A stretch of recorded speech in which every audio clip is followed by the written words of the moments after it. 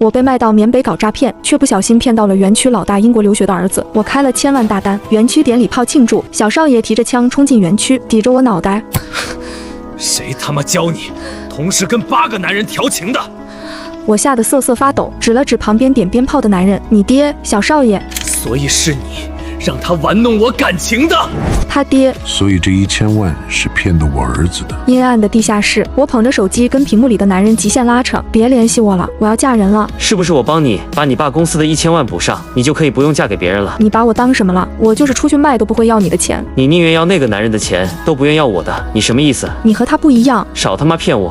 你今晚不把卡号发给我，我们算是完了，我立马拉黑你。我一脸无奈，把卡号发了过去，还补上一句：你就算打给我，我也不可能动1分钱的。你再逼我，我就去死。发完这句，我脑门上的几把枪瞬间上了膛，我感觉我脑袋下一秒就会搬家。直到软件显示到账1000万，园区老大猛拍了一下桌子，收工放礼花，我才魂归故里。我立马把那个备注为 Brace 188曼彻斯特缺爱有钱的男人拉黑删除了。外面礼炮的声音震耳欲聋，办公室好几个人围着我。林楠，你真牛逼！你这一下就成了我们的销冠了。我有些不好意思，主要是他好骗。他们又开始复盘。也是，那傻逼也是傻到家了，没见过面就敢打1000万。你懂什么？单亲家庭又异地求学还失恋，这样的人极度缺爱，给他点杯奶茶都得感动死。真不知道什么样的傻逼老子才养得出这样的傻逼儿子。哈哈哈！一群人笑得直不起腰。园区老大敲了敲桌子，总结一句：确实傻逼。他站起来，拿了一叠钱从我胸口塞下去。明天让你组长带你去百货大厦逛逛，不用给我省钱。我一把捂住胸口，谢谢老大。即使这样，园区老大也没有松手的意思。他粗糙的手肆无忌惮地往我衣服里面钻，在场的人像没看见，继续说笑。我吓得全身都起了鸡皮疙瘩，正准备放弃时，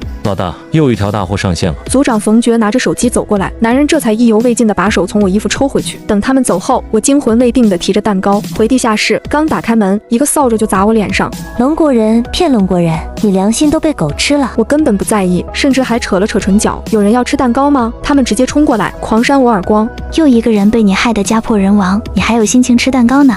我们就是在这里饿死，也不会吃这个蘸着血的蛋糕。他们把我的蛋糕砸到地上，骂我是败类，直到我开始按铃，冯爵赶来，他们才停下手来。后来他们不敢再惹我，我一边骂着他们饿了2天了，力气还他妈这么大，一边捡起地上的蛋糕，将整个蛋糕吃完，才开始睡觉。躺在床上一闭眼就是被我骗的那个男人最后发的那句我爱你，你别死。可是他发完这句，那边信息就成了红色感叹号，他肠子都悔青了吧。等所有人睡了，我摸出藏在被子里面的手机，将我与被骗男人的所有聊天截图还有转账记录都发了给了一个陌生号码。那边很快回复，你有没有受伤？没有。明天我能去百货大厦，那明天中午12点旗杆那里，白色面包车。好。我望着手机发呆几秒，又发了一句，我能带其他女孩一起走吗？你能确定那里面没有园区老大安插的眼线？我确定不了，甚至为了保命不敢跟他们多说话，他们会死，但你只有这一次回家的机会。我沉默几秒，删掉了聊天截图，藏好手机，最后望着天花板发呆。想到回家2个字，我的心猛地跳动了一下，我想在墙上比划一下那2个字的轮廓，却发现我竟然不会写了。手指摸到墙上刻的正字，我叹了一口气，跟我一个屋的女孩都换第8批了，现在这一批是1个月前刚来的，他们是被高薪诱惑过来做打字员或者主播的，到了这发现是诈骗就开始集体抗议，各种哭各种闹，打死也不去骗人。至于他们的下场我可再清楚不过了，要么做诈骗，要么当金牌扶手，再不听话就一针下去沦为臣服于欲望的奴隶。我跟他们都不一样，我最傻逼。我毕业后在一家 IT 公司工作，说做得好公司会奖励我们到这边来团建，我为了贪图免费的旅游把业绩做到第1才来的，结果来了就走不了了。为了活命，我以前就1个月开个几千1万的单维持生活，但上个月我撞见园区老大和冯爵的对话，园区老大说我开单太少，准备把我卖到其他公司了。我不想死，我太想回家了，一夜未眠。第2天我穿了最漂亮的裙子，和冯爵一起上了面包车。冯爵长得正派又帅气，不知道怎么从事诈骗的，当然能做到组长的那个位置，他不可能干净。上车他就把我脸蒙住了，车上还有另外的几个开了大单的人，他们一路很兴奋，我却一个字都没说，手指掐入手心，后脑勺一直在冒汗。随便买了几件衣服，我就坐在窗户边的咖啡厅喝咖啡，然后盯着楼下广场旗杆的位置。冯爵坐到我的对面。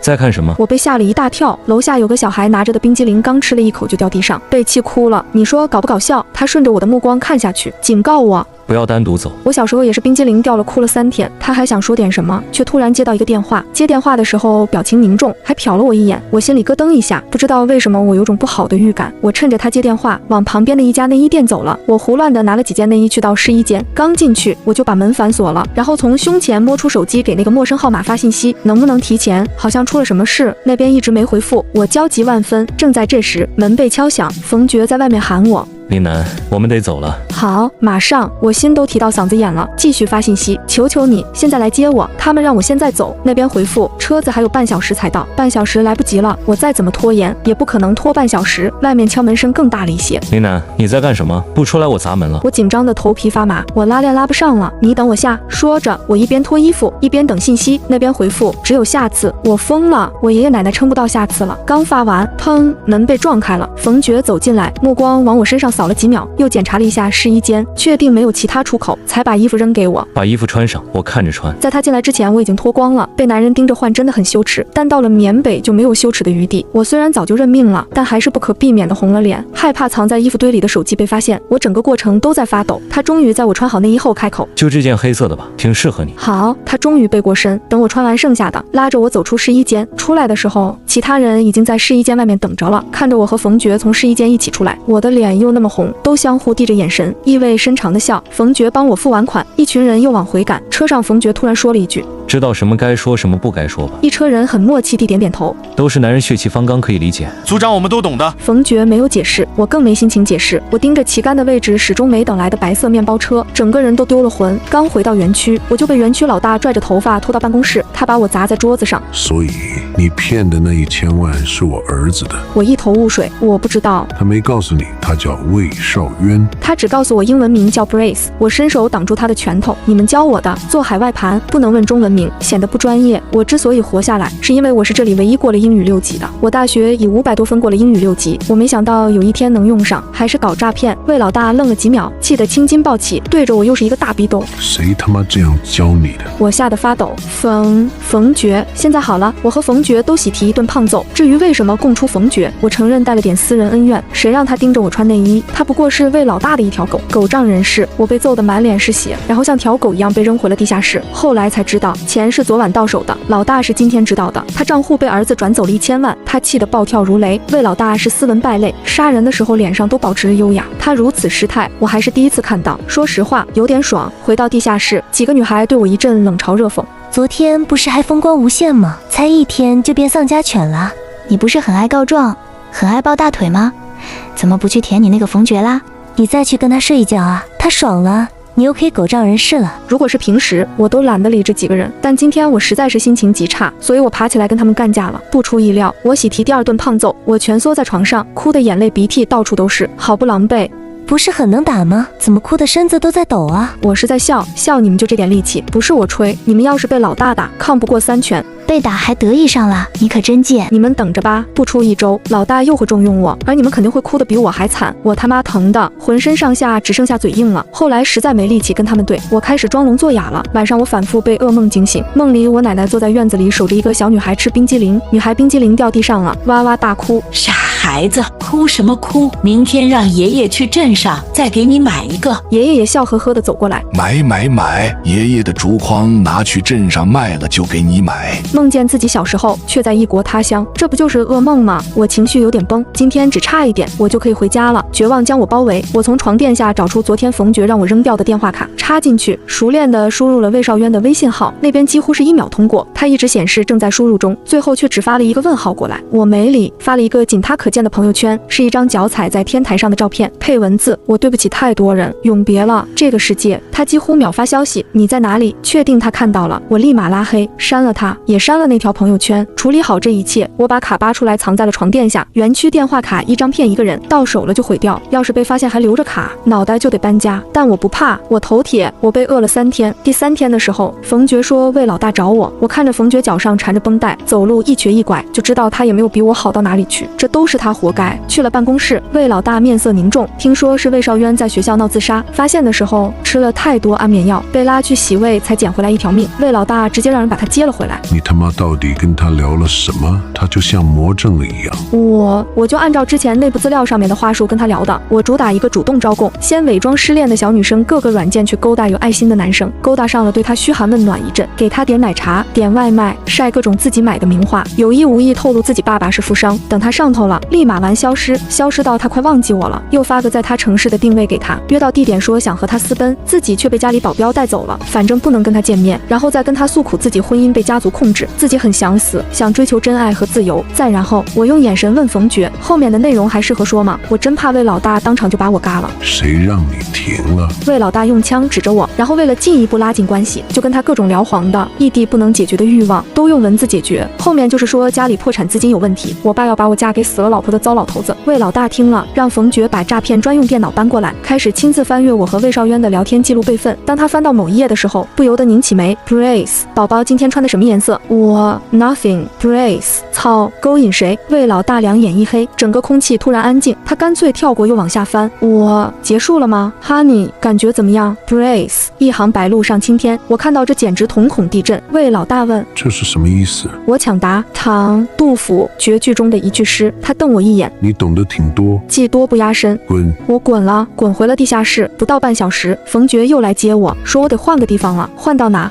去陪着小少爷。冯爵跟我说魏少渊被接回缅北市区的房子了，为了防止他再有轻生的念头，魏老大派我和他还有几个保镖守着。为什么派我去？魏老大说你精通心理。疯了，我那个时候为了保命瞎编的也信。组长，我刚骗了他1000万，我过去辅导他心理，不是过去送命吗？那是你的问题，不能让他知道是你，知道了老大让我把你卖到公海，反正他死了，我们俩也别想活了。所以横竖我就注定死了，对吧？我让自己冷静下来，幸好聊天照片都是网上找的108线小网红，打电话用的变声器，名字也不是我的。只要魏老大放话下去，让大家闭嘴，魏少渊不可能认识我。魏老大这个人心狠手辣，报应全在自己儿子身上。魏少渊很小就开始有心理疾病，为了治疗他，魏老大从未跟他透露过自己是干什么的。小少爷很小就被送到国外，一边读书一边治病。单纯的小少爷还以为自己老爹是在山上包了一块地卖茶的。那我的角色是什么？我又问冯爵。出门在外，身份都是自己给的，还要我给你想？冯爵递给我一个你一定能搞定的眼神，我望着他缠着绷带的腿，我感觉这里面多少有点私人恩怨。几个小时后，我见到了魏少渊，少爷顶着一头卷发，咬着烟，拎着枪指着我脑门。所以你他妈又是为老头养的哪条狗，敢把我软禁在这里？很明显，之前妄想靠近他的保镖、医生全被他打跑了，而我一句话没对就可能当场开席。我深吸一口气，其实我是你妈，他能把自己的后妈打死，我就不信了。站我身后的冯爵都僵住了，眼前的魏少渊先是一愣，紧接着笑得不停的咳嗽，呛烟了。你多大？当我妈？比你大。他冷笑一声。那个老头的口味还是一如既往的喜欢年轻漂亮20岁左右的女大学生，你和他怎么搞都跟我没关系，想让我承认你没门，少来管我。我被他那句年轻漂亮取悦到了，所以我冲他甜甜一笑，我可不是来管你的，我是来告诉你，你要是再寻死，我就一胎生8个，母凭子贵，顺利转正，然后花光原本属于你的那份钱。对了，你的那个房间我看上了，等你死了让我大儿子住那吧。他气得脸都白了。你做梦是吗？年纪轻轻就抽烟，得癌症几率可大了，经常洗胃的话，吃什么吐什么，活不过10年。我不觉得自己在做梦。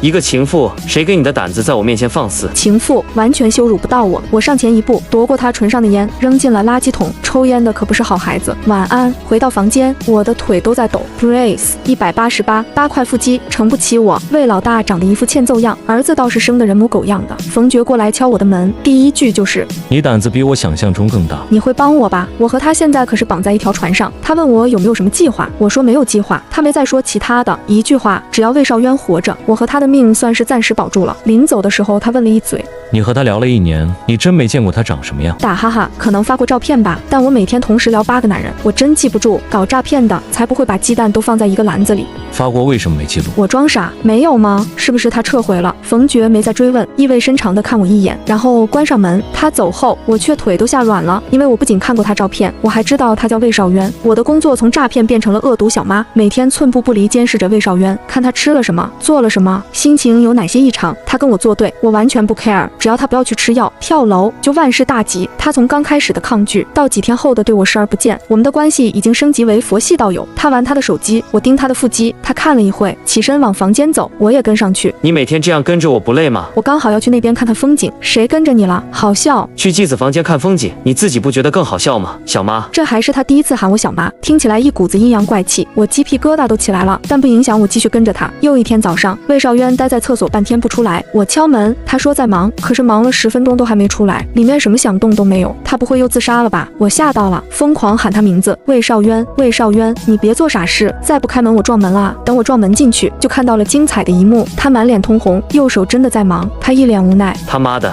我没死，这样会废的。小妈，那你忙。我尴尬的退出去，还贴心扶住撞烂的门。等他洗完手出来，走到我旁边，洋洋得意。不是说我死了对你只有好处吗？刚才是谁怕我死了，疯狂叫我名字？我在哭，因为砸门手伤到了，疼得我眼泪鼻涕流了一地。我没好气吼他，是怕死了，求你别死，可以了吧？他赢了，他爹主宰我的生死，他也是，我的命运被别人操控在手里，我早就输了。他看见我的样子后，瞬间愣在那里。你哭了？不是，吵架就吵架，你哭什么？我哭什么？我刚才以为他嘎了，连自己的遗言都想好了，结果一打开门，那画面，我又害怕，手又痛又委屈，我还不能哭了。你下次要在厕所解决个人问题，就不能提前跟我说，我不想被他折磨我的小心脏了。他被气笑了。你自己听听，离谱吗？这种事我还要提前给你报备。我心情不好，今天不想吵架了，懒得理他。他一边吼我，一边叹气。行行行，他妈的，我给你报备，你要死要活的给谁看？放心，我没有他消息，暂时不会死了。我那天只是以为他死了，情绪有点上头，我立马擦掉眼泪。你死了，不是便宜那女的了，她不是骗了你1000万。他突然盯着我，盯得我发虚。你怎么知道我说的是女朋友，不是男朋友？男朋友也行，差点被这臭小子套进去。我继续说，你放心，可能你爸不理解，但我是理解的，只是你不会是下面那个吧？他沉默地看了我1分钟，推开我。老子直得很，况且我在乎的根本不是那1000万，你这种贪图虚荣的女人不会懂的。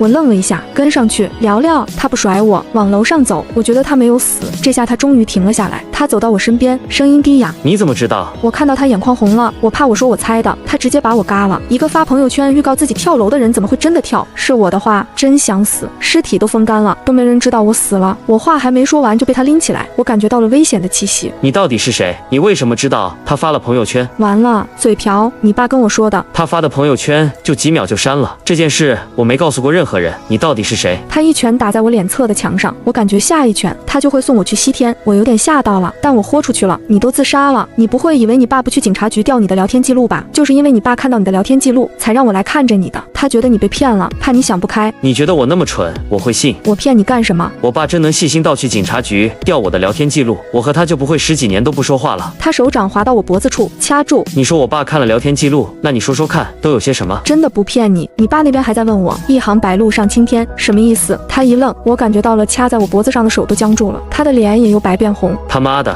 他真看记录了，都看了。据说是，所以这句到底是什么意思啊？一瞬间，他的耳朵也红了。烦。别问。他快速上楼，关门的时候声音无比之小。他这波纯属有点恼羞成怒了。我轻轻推开那扇门，他站在窗户旁边，一脸烦躁的抽烟。那警察有没有查到他在哪里？只能查到 IP 在龙国，他给的那些信息也不一定是真的，你别信，1000万骗了就骗了，反正你爸也不缺这点钱。他沉寂几秒，你也是龙国人？是。那你想跟我去龙国吗？去龙国干嘛？找他。我他妈差点吓到腿软了，还找他，还去龙国，我能活下来都不错了。再说你不想回龙国，你真的就这样跟着我爸一辈子？他都50多了，你图他什么？还想挑拨我跟他爸的关系？他真的不傻。被魏老大知道我要带他去龙国，第一个就是把我卖去公海。他真是对自己爸爸的手段一无所知。况且护照不在我手上，我总不可能让他跟我爬几天几夜的山，钻狗洞过去吧？他就算知道他爸是搞诈骗的，最多就吵一架，我可是会原地开席的。50多怎么了？成熟有魅力，过几年就能领他退休金了。我和你爸感情很好，不用你操心了。你还真是冥顽不化，你懂什么叫爱情吗？我笑了笑，哦，我不懂，你懂。然后被骗了1000万，这就是你的爱情。他瞬间不干了。你也配说他？我骂他恋爱脑，他骂我拜金女，我俩谁都没捞到好处，最后只好休战。这几天魏少渊真的学乖了，正常吃饭睡觉，剩下的时间全在研究龙国地图。你说他会在哪里呢？我没说话，站到他面前，他在看你呢，傻逼。我一看他一边研究一边做笔记，我就坐立不安。他还真的要去龙国找人啊？先不论他爸会不会同意他去龙国，他找的人是个虚构的人物，他找得到吗？万一偷偷跑了，一个飞机到龙国区，被魏老大知道我就没命了，怎么办？万，不行，横竖都是死，这刀尖舔血的日子我真是一天都过不下去了。我得拿到我的手机，联系那个号码。我那天来市区的时候，怕待太久会有人去搜我床位，我把手机带出来了，但是冯爵警告我别想着逃跑。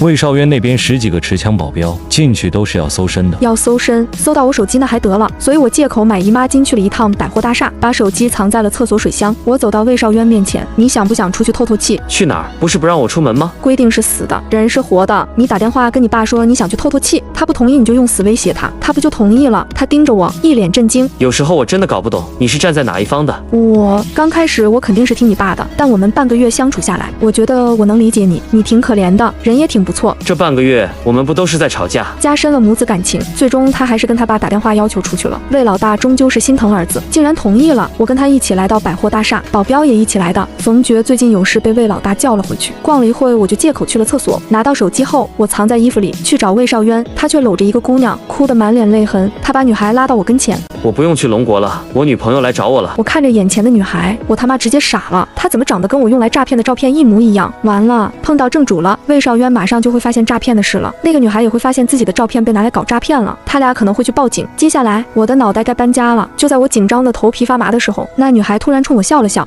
你是魏少渊姐姐吗？魏少渊笑着看我，问你话呢，现在不好意思说是我的谁了？我都快吓死了，没心情跟他斗嘴。不是，我是他后妈。女孩甜甜一笑，阿姨好。魏少渊没由来的冒了一句，他倒也没那么老。听说女孩失忆了，她叫聂倩，来这里是要找什么人，自己不记得了。失忆这么离谱，但是傻白甜小少爷信了，不仅信了，还把自己跟他谈了1年恋爱的事事无巨细的跟他说了，并且反手就给他买了几个爱马仕。女孩眼睛都在发光，直接跟着魏少渊回了别墅。我观察了半天，得出的结论是，爱慕虚荣的网红遇到了家财万贯的恋爱脑少爷，网红假装失忆骗钱罢了。沙发上，聂倩乖巧地吃着水果，魏少渊蹲在他跟前，像条乖乖狗，仰头看着他。所以你这么久不联系我，都是因为失忆了？而且我过来的时候，手机还被人偷了。我现在住在荣光酒店。两人深情对望，女孩低下头挨着他，眼看就要亲上，魏少渊却躲了。我扑哧一声笑出来，手机丢了还能住酒店？女孩害羞道，我补办了。魏少渊盯着我，你在怀疑什么？你还跟你女神说了你缅北老家啊？她跑这里找你。我跟魏少渊聊天，他可从未提过他的老家在缅北。女孩都快哭了。我只是来这边碰运气。那你运气挺好啊。我阴阳怪气一句，你能不能闭嘴，别管我的事？魏少渊吼我，可以啊，你把手机借给我打个电话，我就不烦你。我没手机，我得把这个半路杀出来的小网红告诉冯爵，要不然恋爱脑少爷再被骗个几百万，又得闹自杀。魏少渊觉得我坏了他的好事，把手机扔给我，让我滚。我拿着手机上楼。你不问我密码？我知道他所有密码都是我的生日，但我还是要装一下。你密码多少？1208。聂倩笑着问，是我的生日吗？魏少渊看着他，是。聂倩又哭了。所有密码都是我生日吗？你真的是我要找的人？看着聂倩哭，我都忍不住起鸡皮疙瘩。男人果然喜欢那样的，娇滴滴的掉2滴眼泪就要为他发疯。可是在园区不同，你要是哭，所有人都会欺负你，园区老大还会嫌你烦不听话，送你吃几顿鞭子。那个聂倩自以为绑上大款了，却不知道腰子都不保了。至于魏少渊，我只送他2字，傻逼，以为找到了真爱，小心又被骗1000万。我拿着手机给冯爵打电话，我之前诈骗的时候，照片你是在网上找的吗？是。出大事了。好好说。就我刚要说，想起什么又顿住。那个网红生日是什么时候啊？5月8号。5月8号，我的脑子一下子被人劈开，是0508，不是1208。那他怎么说他的生日是1208？1208是我的真实生日啊！这件事我只跟魏少渊聊天的时候说过，除了我，没人知道。不对，还有一个人。我把聊天截图发给了那个要带我回家的警察，所以那个聂倩是警察派来的，或者说他就是给我发信息的人。在绝望中看到突然的一束光，我的眼泪一下子就涌了出来。到底什么事？冯爵在催促我，我突然意识到我干了一件蠢事，我差点暴露了聂倩，我真傻逼，就跟魏少渊干了一架。他嚷嚷着要去龙国找那个女孩。受伤了，你在哭？没有，我就是有点崩溃。你不在，谁都欺负我。小少爷脾气不好，我吵完架还要防止他自杀，天天担心自己脑袋搬家。他愣了一会，我明天处理完这边就能过去。他说要过来，我突然想试探一下他是不是像其他人说的那样对我格外关照，在园区有人护着，管他好人坏人，对我来说都没坏处。冯爵，你单身吗？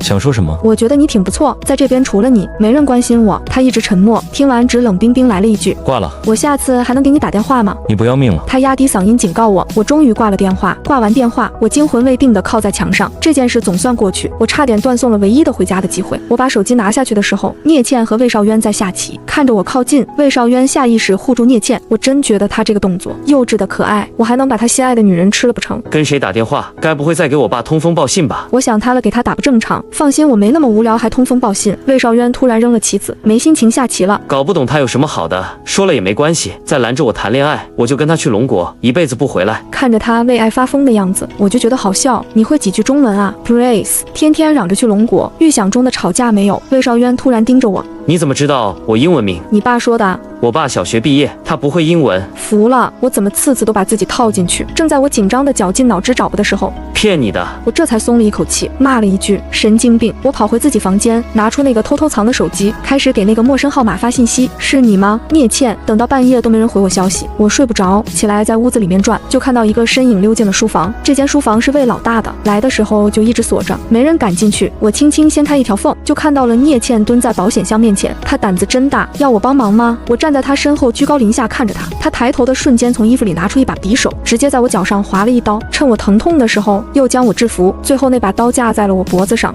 你敢吼，我就割了你的舌头！我瞬间呼吸都急促了，短短几分钟都大汗淋漓。中午12点，百货大厦旗杆下，白色面包车为什么没来？我问他，他僵住了。是你发的短信？是。他松开匕首。我是来接你回家的。接我回家？原谅我不争气的哭了。他刚开始根本不知道我就是那个他要救的女孩，因为跟他聊天我根本没暴露过照片和名字。说实话，我不信任任何人。他告诉我白天不要跟他说话，他怕暴露。最重要的是，他在找一份资料，要找到那份资料才能走，而那份资料是园区的备份信息。我被吓到了，你要的资料不在这里，在园区里，魏老大的电脑里。要我帮你吗？进去就是掉脑袋。我尽快安排车送你走，你不用去冒险。你奶奶住院了，怕是活不过3个月。老太太住院了，一股沉重的无力感压在我心头。我告诉她，待在魏少渊身边很危险。虽然魏老大没看过聂倩照片，他也不知道我是用聂倩照片去诈骗的，但终究纸包不住火，他的身份藏不了多久的。第二天，聂倩白天过来找资料，晚上回酒店。魏少渊并没有缠着去。聂倩没来的时候，魏少渊盯着我发呆。不知道为什么，我总感觉他有点不一样，又不知道哪里不一样。哪里不一样？他很温柔，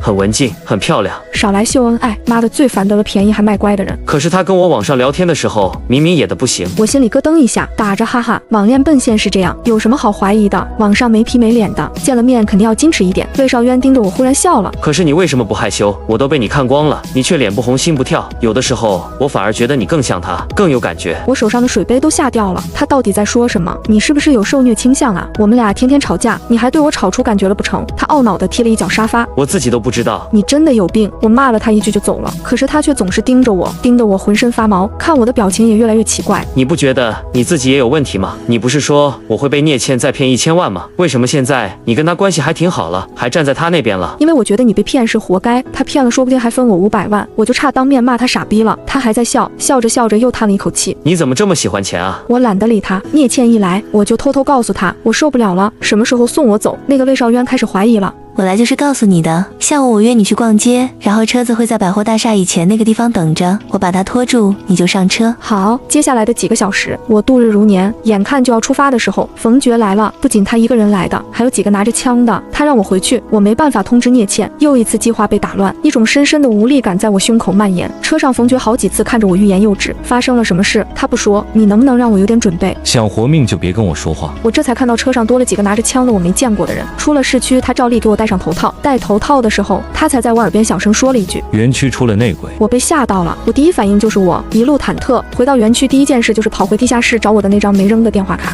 翻什么啊？冯爵早上就来搜过了，所有人的东西都被搜过了。完了，我的电话卡不见了，半个月没回来，地下室女生少了一半。听说那几个反抗的最厉害的已经被卖了。几个女生见我回来，立马跪在我脚边。林楠，你一定有办法吧？带我们出去好不好？她们身上全是电击的痕迹，手指甲里面也插满了竹签。求求你，告诉我们要怎么才能开单？我组长说，再不开单，我就要被卖到红灯区了。那几个被卖到红灯区的姐妹，一天要接待30多个男人，太吓人了。如果是以前的我，看着他们还会有同情，但此时此刻，我只觉得生气。我他妈都自身难保了，滚吧！我踢开他们。冯爵在门外催我出去，我把手机电话卡拔了，手机趁冯爵不注意的时候放在了他车子座椅下面。到了魏老大办公室，刚进去他就让我把衣服都脱了，只穿贴身衣物跪在那里。意外的是，冯爵他也让脱了，还有几个我们组的成员也被叫来，脱了衣服跪成一排。你们组诈骗用的照片是网上找的，现在照片主人出现在了缅北，人出现在缅北也许是巧合，可人家竟然知道所有恋爱细节，还跟我儿子又谈起了恋爱，可笑吗？你们谁给我解释一下，那些聊天记录是长了翅膀飞出去了？完了，我仿佛看到了我的死期，这记录就是我发出去的。魏老大终究还是知道了聂倩的存在。谁是条子那边的？不说吗？他直接将一个组员拖过去，用绳子绑住他的眼珠，两端拉紧用力。还没有人招吗？那个组员的眼球因为绳子的挤压满满充血，组员疼得痛苦扭动，却被人硬生生摁住。大家哭着求饶，却没有一个承认的。于是魏老大挥了挥手，拉绳子的人瞬间用力，一只带着鲜血的眼球伴随着一声惨叫从眼眶里掉落下来。这几年我见过不少惩罚，但比起杀死，这个是我见过的最残忍的。我吓到了。轮到我的时候，他的手在我眼睛上摸了几下，摸得我浑身发抖。这么好看的眼睛要是掉出来，可真是可惜了。于是魏老大让人拿来了钳子，那只有一个个拔掉你的指甲了。我哭着爬过去求饶，不是我不知道，钱是我骗的，我把聊天记录发出去，能有什么好处？警察会让我坐牢坐到死。魏老大抬着我的下巴，不是你吗？你待在我儿子身边半个月，那个女孩出现你怎么不汇报？你和她一伙儿的？我哭得全身发抖，我没手机联系你，我昨天就要说的。哦，你的意思是你挺冤？我依旧被人摁着拔掉了小拇指的指甲，紧接着无名指，但每一次我快要晕过去的时候，他又用水把我泼醒。拔了3个指甲后，我终究是没抗住，晕了过去。不仅我，连冯爵都没抗住，晕了过去。后来我又被丢进地牢，剩了半条命，躺在床上等死。我到死都不知道那张电话卡被谁拿走了。冯爵搜了，怎么会没搜到？他大可以搜到了，指明内鬼是我，怎么不把我供出去呢？我在地牢被关了1周，每天都是浑浑噩噩的，清醒的时间很少。有人来送饭，我都是爬过去躺地上吃。1周后，我被放出去了，因为魏老大说找到了内鬼，内鬼是冯爵。我有些震惊。魏老大摸着我的脸，你知道我怎么找出他的吗？我刷短视频，刷到了前一阵让他埋掉的女孩。你说埋掉的女孩怎么出现在短视频平台啊？我叫人去搜他的车，还搜出了这个东西，可惜卡没找到。他被自己放过的女孩害死了，他肠子都悔青了吧？我的手机，我被放了出去，养在魏老大身边。冯爵被关在了水牢，我去看他的时候，他已经被泡得奄奄一息。冯爵，他终于睁开眼。你来干什么？我蹲在那，声音有点哽咽。你好丑啊，不起来打我了吗？你振作一点。他扯了扯嘴角。打不动了，你走吧。我没再停留，往外面走，刚走出去就碰到了魏老大。来跟你组长道别。我来看他死透了没。哦，死透了吗？快了，浑身上下就剩下嘴硬。魏老大叫人把他捞了起来，然后绑了，跪在地上。魏老大递给我一瓶透明液体，你来给他喂下去。这是什么？硫酸。我的头皮开始发麻了。我走到冯爵面前，他抬头看着我笑。来啊，做别人狗就要有狗的样子，别让我看不起你。他刚说完，嘴就被器具撑开，我的手停在那里发抖。结果下一秒，魏老大直接握着我的手，将瓶子里的液体从他嘴里灌进去，顿时青烟起，连吼叫都被撕裂成了千万块，每一块都刺进我的心脏。看到了吗？这就是背叛我的下场。在场的所有人都吓得不敢出声。结束后，魏老大把我带回了他的房间，他脱掉了我的衣服，粗糙的手抚摸着我身上的伤疤。怪我当时下手没轻没重的。我很抗拒，但不敢躲。听我儿子说，他多了一个后妈，我多了一个老婆，他每天都打电话问你情况。怎么你跟我儿子关系很好？对不起，我扑通一声跪下去。我当时为了接近他又不被他怀疑，我撒谎了。那就把这个谎言变成事实，怎么样？我没回答，却主动上去讨好。亲到一半，他把我压在床上，我帮他解扣子。若不是魏少渊的电话，我今晚怎么都躲不过了。魏少渊又闹自杀了，魏老大赶了回去，我一个人躺在床上崩溃大哭。但我不能把时间浪费在哭上，我爬起来，衣服都没来得及穿，跑到魏老大电脑面前，打开电脑，解锁文件，文件密码1208，是冯爵设置的。我在水牢看他的时候，他告诉我密码，告诉我他藏了一个 U 盘，他笃定我会帮他做最后一件事。我把藏在内衣的 U 盘插了进去，拷了所有园区备份资料，最后穿好衣服，把 U 盘藏到吊在树上冯爵的衣服里。他说他的尸体会被运出去，会有人接应。魏老大回来说聂倩跑了，所以魏少渊情绪又崩溃了，他让我过去给他看着儿子。我过去的时候，魏少渊手腕上多了一道划痕，他割腕了。他跟我分手了。为什么？他说我爹要他的命。哦，要是我也得跑。林南，我爸到底是干什么的？种茶的。种的什么茶？需要一个部队守着。怕别人抢茶呗。现在茶叶都是按克卖的。他没再说话，盯着我身上的疤痕。你跟我爸吵架了？你身上都是伤。没有，成年人的情趣你不懂。他忽然笑了。林南，你好黄啊，跟我一个朋友好像。什么黄？脸。你以为什么？你才黄，你全家都黄。我跟他吵了一架，他却红了眼眶。你看着精神还不错，真好。妈的，神经病！我问魏少渊，聂倩走之前有没有说什么？他说聂倩还会回来找我的，说他一直念叨和我约好了逛街，他等了1个下午舞我都没去，他还会再找我逛街。你有他号码吗？我问他。有，你还自杀。这一次我又不是为了他。我管他为了谁，他是为了爱情发疯发狂的小少爷，我是为了活命卑微如泥的亡命徒，我们注定就不可能相交的。我得想办法联系聂倩，逃出去。这个鬼地方每天都让我窒息。晚上我去了魏少渊的房间，你爸让我24小时监督你，我理所当然在他床边的地上打了一个地铺。你这是侵犯我的隐私。儿子和妈要什么隐私？他有些无奈。你说的。他直接把上衣给脱了，翻下床来，直接躺我旁边。Grace， 我劝你自爱，他不动，我干脆挤过去。一个小屁孩，我还怕他不成，结果他分分钟将我捞起来，直接坐他身上了。小妈，我也劝你自重。我一瞬间面红耳赤，你他妈是不是有病？他摁着我不动，你又不是才知道。最终是我败下阵来，翻身下去。过了许久，我问他有烟吗？给我一根。他翻身起来找烟，递给我一根，自己也点了一根。我俩坐在地上默默地抽烟。你知道吗？我每次都很期待和聂倩见面，但每次见了她又没话说，怎么样都差点感觉。腻了呗。他又看着我。我们俩待的时间不长，却很谈得来。你管天天吵架叫谈得来？你变态吧？我都觉得自己变态，白天跟你吵完，晚上在梦里也跟你吵，但就是这样，我他妈还吵出感觉了。打住！你别告诉我你还喜欢上自己爸爸的女人了，我不想再听了。他待在那里不动了，抽了好一阵烟才盯着我。我都觉得自己挺疯的，为了一个人不惜割腕，只为见他一面。我愣了一下，他割腕只是为了见我。我躲开他的目光，睡吧，你要是睡不着就吃1片安眠药，实在不行就2片。好，他乖乖的吃了药，过了一会就沉沉的进入了梦乡。感觉到他睡着了，我爬起来，打开他手机，拨通了聂倩的电话。他说他在酒店，身份暴露了，不敢直接来找我。那个冯爵也是跟你们一伙的吗？我问他。你知道了？为什么之前不告诉我？想到我最后还把手机藏在了冯爵车里，坐实了他内鬼的身份，我就整夜睡不着。我要是早点知道，那手机我就是藏魏老大包里都不会藏冯爵车里。他死的时候有多惨烈，硫酸入口，喉咙内脏都溶掉了，喊都喊不出来。可就是这样，他还是没供出我。聊天记录是我发出去的，本来要死的是我，他是间接被我害死的。他不让说的，怕你知道身份后压力过大，暴露了自己。冯爵呢？聂倩问我，他死了。我无话可说，那边瞬间沉默了。我告诉他，他们要的 U 盘在冯爵衣服里，他说他们会处理。明天中午你想办法逃出来，我给你安排车送你走。好，我嘴上说着好，其实我心里已经被各种意外折腾到麻木。结果我又一次被意外偷袭了。第二天早上，魏老大就带着人来要把我接走。你不是答应了要陪我去逛商场的吗？魏少渊叫住我，魏老大的枪抵在我腰间，我勉强扯了一个笑容。下次，魏少渊朝着我笑。下次是多久？我避开他的目光，不知道。其实魏老大这么着急来找我的那一刻，我就知道不会有下次了。我多半是活不成了。回到园区，我待在魏老大房间，我给他倒了啤酒。又给他加了冰块，然后像一条狗一样爬过去。他喝完啤酒，拍着我的脸蛋。你知道我为什么叫你回来吗？不知道，我装傻。我的电脑被人动过了，有人从我电脑下载了整个园区的资料。查到是谁了吗？我的身体在抖。我记得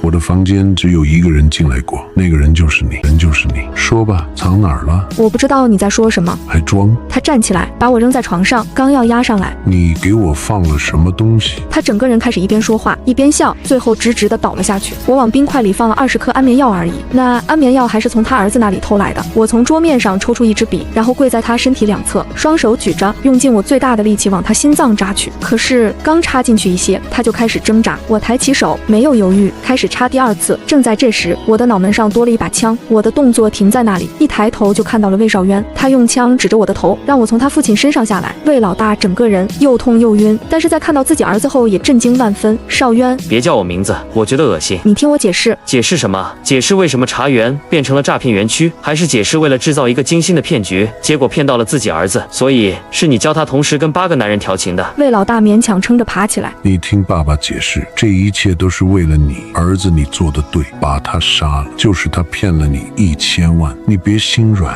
你喜欢的只是网上那个虚拟的人，不是他。我听着两父子的对话，忽然笑了。所以啊，再怎么为爱痴狂，也抵不过血缘关系，爱情算个屁。魏少渊，你开枪吧，你爸说的对，我就是个虚拟的人物。忘了告诉你，那些话术都是你爸教的，还有鸡蛋也不能放在一个篮子。我不仅跟你聊，我还和无数的男人聊。你会上当，是因为你单亲，缺爱，好骗。你爸说的。你打款那天，你爸还在骂你傻逼。魏少渊气得嘴唇泛白，握着枪的手都在发白。为什么刺激我？你想干什么？我不想活了，我太累了，这游戏好无聊，我不想玩了。我本以以为下一秒我的脑袋该开花了，结果我却被人拉着跑出去了。魏老大因为胸口插着一支笔，疼得根本站不起来，我真的气疯了。我可以死，但魏老大绝对不能活着。魏少渊一路拉着我狂奔，我挣扎，他就用枪威胁我，我彻底摆烂，他干脆扛起我就往山上跑。你带我去哪？我拍着他，根本不管用，我干脆在他肩头狠狠地咬了一口。他拧了拧眉，继续往前走，也不知道走了多久，他把我带到一个荒废的小木屋，把我放下来，撕下衣服，固执地给我包扎伤口。一路上都是灌木丛林，我早就被草划得整个小腿都是血。你什么时候发现自己的爹是个混账玩意儿？我问他，他埋着头给我包扎。很早。多早？8岁。我以为他会说1个月前，万万没想到会这么早。8岁那年，我看着他把我妈杀死了，他以为我过度惊吓失忆了，其实我是装的。我开始不跟他说话，就被医生诊断为失忆加自闭症，这一装就是10年。我情绪有些激动，他做了那么多丧尽天良的事，你还护着他，你也不怕你妈妈做鬼来找你？他杀了很多人，做了很多坏事，我也做不到亲手把他杀死，所以想把自己杀死。我不知道除了死，我还能怎么解脱。直到遇到你，你每天关心我，对我嘘寒问暖，一天跟我说的话比我跟他10年说的话还要更多。我开始好奇屏幕后面到底是什么样的女孩子。同学都说你是骗子，我偏不信。每天期待着你回消息，遇到什么好东西都想分享给你。你经常回消息回得很慢，就像是上班一样，早上9点准时开机，晚上10点就再也不回我消息。就连我后来想想确实不正常，我仍旧是一遍又一遍洗脑自己是想多了。你每次惹我生气，我都想着再也不理你了。可是跟你生了1个月气，你点一杯10几块的奶茶，我又消气了。你以为我是想喝奶茶，只有我自己知道是我太想你了。你们一边骗我，一边骂我傻逼，对吧？那1000万是我自愿打的，我大概知道是个骗局了，但我怕你开不了单，被打断手脚。我妈妈听说就是眼看要开大单了，她却在最后良心发现，告诉别人是骗局，才被她杀掉的。如果只有1/1000的几率你不会被打，我却不敢去赌那1/1000。他说到最后把自己气笑了。姐姐，你看，你早就赢了。信息量太大，我缓了好久才缓过来。疯子，我爱你。他认真地看着我，我愣在那。你觉得我和你现在是说这个的关系吗？我恨不得现在就把你杀了，再回去把你爹杀了。好狠的心，你就没有对我有一点点不舍吗？你觉得呢？他突然就红了眼眶。可是我好舍不得你，你是我每次痛苦的要死，又贪恋这个世界的原因。我趁着他帮我处理伤口的空隙，直接拿了他放在一边的枪，然后指着他脑门。他抬起头看着我，一点不害怕，还在笑。开枪吧，往这儿开。他用手把枪头掰到自己胸口的位置，我给枪上了膛，僵持了几分钟，我还是犹豫了。我不能。是不能还是不舍？是不能。我不信。爱信不信，我不能给自己又多一项杀人的罪名。我的话还没说完，他就吻住了我。放开，要不然我杀了你。不放。他的吻来势汹涌，亲到我呼吸不过来。我狠狠咬了他一口，然后推开他，给了他一耳光。姐姐。他蹲在地上，可怜巴巴地看着我。别叫我，我觉得恶心。我拿着枪站起来就想走，他却叫住我。你这一次也打算把我扔下了吗？不扔下你，你想我怎么办？我在逃亡，不是在度假。弟弟，你觉得凭你一个人一把枪能走出这个森林？我犹豫了片刻。他虽然是恋爱脑，但他说的对，我对这森林地形不熟悉，里面有地雷，还有部队，我可能走不了5公里就嗝屁了。带着我吧，这地形我熟，万一碰到我爹，你还能用我当人质。你说的好有道理，我为什么信你？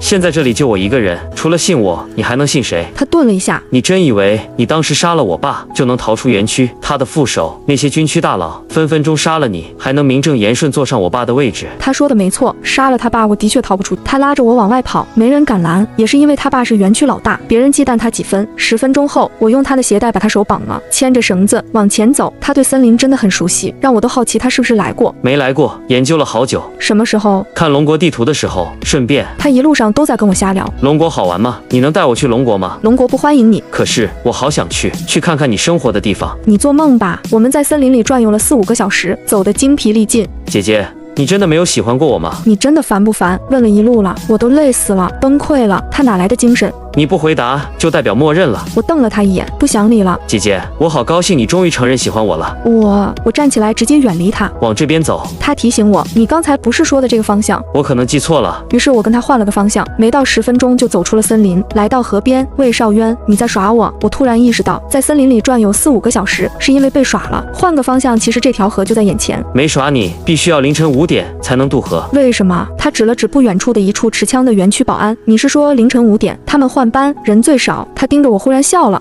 不是，那是什么？ 5点的日出最美。他刚说完，太阳跳出云层，朝霞一下子就照在了我脸上。魏少渊，你是不是想找死？忽悠我一晚上，就为了看日出？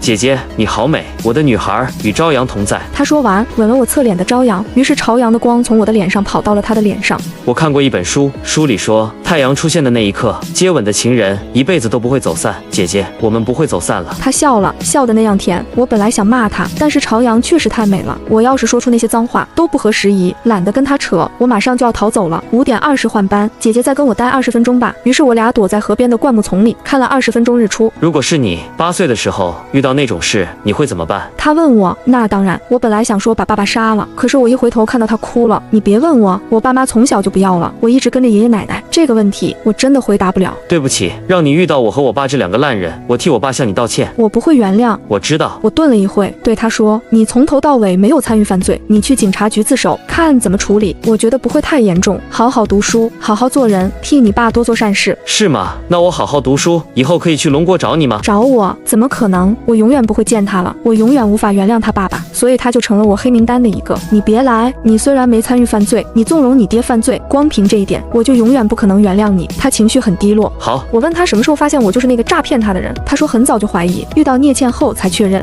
你相信吗？人真的会反复爱上同一个人？鬼信。我信。他看着我，容貌会变，声音会变，感觉不会变，心会比眼睛更早的发现爱人。别说了，我们以后不会再见了。他看着远方，眼睛又红了。可是我好想跟你一直到永远啊！远处的保安开始换人，我和魏少渊走到河边，我把他绑着的手解了，用枪指着他，让他跳下去。这条河有20米宽，我可以游过去，但是游到一半，他爸的人追上来，我也可能被乱枪扫死。他乖乖地下了河。果然，我刚游出去，岸边就集结了10几个人。我加快了速度，结果河道中央的水比我想象中湍急，我一下子被冲到了礁石上，撞得我腰都快断了。砰！岸边的人开始朝着我开枪。魏老大已经赶到了岸边。林南，把 U 盘藏哪了？你说出来，我就放你一马。藏你家祖宗棺材里。我骂了一句，闷头往前游。前面有人突然拉住了我的手，拉着我衣服，这里水流太急了。魏少渊，你是谁的儿子？你怎么跟你妈一样吃里扒外？回来！魏老大在岸上狂骂，魏少渊却带着我拼命往前游。我身边一直有枪弹射进水里，本来就湍急的河流让我差点以为要死在这里。魏少渊突然把我拉了过去，把我推着向前，然后自己在身后挡着子弹。你疯了！别说话，往前游，别回头。等我终于快要游到对岸，他突然把我摁到了水里。你干什么？我一抬起头就看到他胸口全是血。还有5米，你一定可以的。他在我头上亲吻了一下，朝我笑了笑。姐姐，接下来的路我就不陪你了。魏少渊，我看着他松开了我，我伸手想去抓，他却直接推开我。龙国下次再去吧，姐姐，我爱你。一瞬间，河水就把他卷向了远处，岸上的人开始大吼：谁让你们开的枪？快救人！我趁着乱，一鼓作气游到灌木丛，然后跌跌撞撞一路往岸上狂奔，也不知道跑了多久，直到遇到一个出门干活的泰国农民，他好心的用摩托车载我去了移民局，他一直陪我等到9点移民局开门，才默默离去。在移民局待了半个月，我被遣送回国，聂倩来接的我，直接把我接到了警察局。聂倩告诉我，冯觉也是警察，他新婚妻子被闺蜜骗去缅北，那边的人去营救的时候，他妻子挺着大肚子死在水牢里，他被查出癌症后，毅然决然去了缅北，留在那里当卧底，能多救出一个女孩算一个。给我发信息的一直都是冯觉，让聂倩过去接我的也是冯觉。冯觉的尸体被运回国，破烂不堪，完全看不出人样。在他肠道里找到了一张电话卡，我突然大脑一片空白，所以那张电话卡冯觉搜到了，为了不暴露我，他吞掉了，他最后却还死在我手里，他该有多痛苦啊！他就没打算从那个地方活着出去，害死他的不是你，是那个被他救出去的网红。冯觉用命去救他，他却一回国就把逃跑经历说出来卖惨，一夜爆红。就是因为这样，才被园区老大刷到了视频。我们还不能拿他怎么办？他也没违法，只是可惜了冯警官死得如此惨烈。看到那个网红的时候，我愣了一下，她就是之前在地下室狂扇我耳光的那个女生。我搞不懂冯觉为什么要救她，想了半天，突然记起那天我给她发信息，我能带其他女孩一起走吗？她说回家的机会只有一次，可她还是心软了。再后来她问过我一次，我地下室住了哪些女孩，我就提了一嘴，所以她还是冒着生命危险送她们出去了。我瞬间心痛到不能呼吸。在我逃出来的第3天，龙国警方和当地警方联合对园区进行了打击。警察冲进去的时候，魏老大正在给儿子办丧事，他问警察能不能给他10分钟跟儿子告别。警察同意了，一声枪响，魏老大朝着自己脑门开了一枪，最终倒在儿子的棺材上。他死了吗？死了，致命的一枪正中心脏。哦，挺好，一枪毙命挺好的，比在园区被折磨死好多了。我心里有点闷，却不知道从何说起。我只记得他说的他想到龙国看看，他果然来不成了，死透了。聂倩拿出手机要我输入魏少渊的微信，梳理按键，点开他头像的那一刻，我还是心脏被重击了一下。图片上写着：姐姐，你会永远爱我吗？我会。这个傻逼什么时候换的头像？我因为诈骗偷渡被判了5年，入狱前我向聂倩请了半天假，他以为我是要去我爷爷奶奶的墓地告别，我没有，我不敢，我跑去找了那个网红。找到他的时候，他开着美颜瘦脸，一边哭一边直播带货。我端了一个盆走到他身后，直接给他泼了一盆大粪，他叫嚣着在直播间满地打滚。然后我和他又到了警察局，聂倩一脸无奈看着我，马上入狱了，怎么还不安分？私底下却朝我竖起大拇指，说我干得漂亮。聂倩中途来看过我，你帮警方拿到的那个 U 盘是关键证据，你可以申请减刑的。不了，我觉得在这有吃有住，睡得安稳，挺好的。坐牢的日子是我睡过的最安稳的觉，内心平静，再也不用担惊受怕了。坐牢的5年，我总是托聂倩帮我找一些书来学习，打发着无聊的时间。出狱后，聂倩帮我找了一家私人公司工作。你有前科，我给你找的私人公司，工资不高，你能接受吗？我觉得很好啊，我有了新的同事，新的工作，新的生活。聂倩打趣，你这出狱了，除了工作就是回家，2点一线，怎么感觉一直在坐牢？我笑嘻嘻地看着他，那你以为出去打工朝9晚5就不是坐牢了？他看我一眼，你真像了。我积极工作，端茶倒水，什么都干，因此同事都挺喜欢我。有一天，办公室来了一个6岁的小女孩，是办公室同事领养的孩子。她一个人坐那写作业，不哭不闹，比同龄的孩子要成熟很多。那个孩子的爸妈去缅北搞诈骗了，回不来了，没人要成了孤儿。同事也是领养的，但最近同事查出了癌症，又要被送去福利院，也是可怜。那么小的年纪就学会了看脸色。最近那个同事住院去了，大家出于好心开会讨论轮流照顾，但家家都有事，说自己家也有孩子，怎么照顾？领导也很是头疼。每次开会讨论的时候，我就看到小女孩一脸受伤的在外面写作业，但过了一会又堆起笑容，端着茶杯给每个人倒水。阿姨，我可以自己睡觉，自己洗衣服，不会麻烦你太多的。我看了许久，提出要不然我养她吧。1周一直，同事们议论纷纷。林楠，你这30了都还没结婚，拖个孩子更找不到男朋友了。我没说话，只是笑着说不急。我过去拉小女孩的手的时候，她笑着喊我姐姐，背过身还是哭鼻子了。她叫安安，我提出养她，并不想办领养手续。那你不是白养了？我真有前科的，办了手续，别把她害了。于是安安成了我的妹妹，每天放学都安静地站在校门口等我，看到我一张小脸就抑制不住地朝我笑。有一天她哭着问我，姐姐，他们都说我爸爸妈妈是坏人，做了很多坏事，我该怎么办？我被她问得愣住了，因为我想起了一个人，她那天哭着问我，如果换作是我8岁的时候该怎么办？我才发现我至今无法回答这个问题。父母的问题要一个孩子来承担吗？他做错了什么？人生来都是无法选择父母的。我依旧没有回答安安这个问题。我带着她去买了一个冰激凌，她又擦掉眼泪，开心起来。我弯下腰看着她，姐姐小时候也被爸爸妈妈抛弃了。我问奶奶，爸爸妈妈为什么不要我了？奶奶说那是大人之间的事，不是小孩子的错。安安，如果我们现在理解不了，就先放一放，先好好长大，长大后再去寻找答案，好不好？在这之前，我们要做一个好孩子。她似懂非懂地点点头。我也要做姐姐这样的好人。好人？我可不是什么好人。我每个周末都会带着安安去看冯爵的父母。怎么又来了？你都不找男朋友的吗？时间都耗在我们这2个老东西身上了。他们虽然这样说，但我每次过去他们都很高兴。看着安安，老人未免叹气。冯爵的孩子要是没死，也该这么大了吧？我愣在那里，一时间不知道如何安慰。我拉住安安，爷爷奶奶有伤心事，你能做到逗他们笑吗？他总是拍拍胸脯，都在我身上。他的确做到了。冯爵父母是真的疼这个没有血缘关系的小孙女，每个周末都准备了丰盛的晚餐，全是小孙女爱吃的。清明节我带着安安去给我爷爷奶奶烧纸，小姑娘熟练地将坟墓前打扫干净，又把鲜花规规矩矩地放在坟前。她突然看到我单独烧了一堆纸，姐姐，这是烧给谁的？一个哥哥。什么样的哥哥？就比你大一点的哥哥。他也跟我一样很喜欢姐姐吧？我没说话，一时间我竟然不知道该怎么给这个6岁的小女孩形容魏少渊以什么样的身份。我在监狱里一次也没梦到过他，最近他却是在梦里闹我，来回回都是那句你会永远爱我吗？不想被他烦了，有人建议我烧点纸给他，我还买了他最爱的红玫瑰。他那个浪漫的大诗人说希望被人送花，以前明里暗里吵着想要收到花，我都没送过。没想到第一次满足他是在他死后，去投胎吧，别扭又矫情的大诗人。我把那束玫瑰也放进了火里。那么就此说再见吧，我们都别回头，因为我们从此不再同路了，所以只能到这里。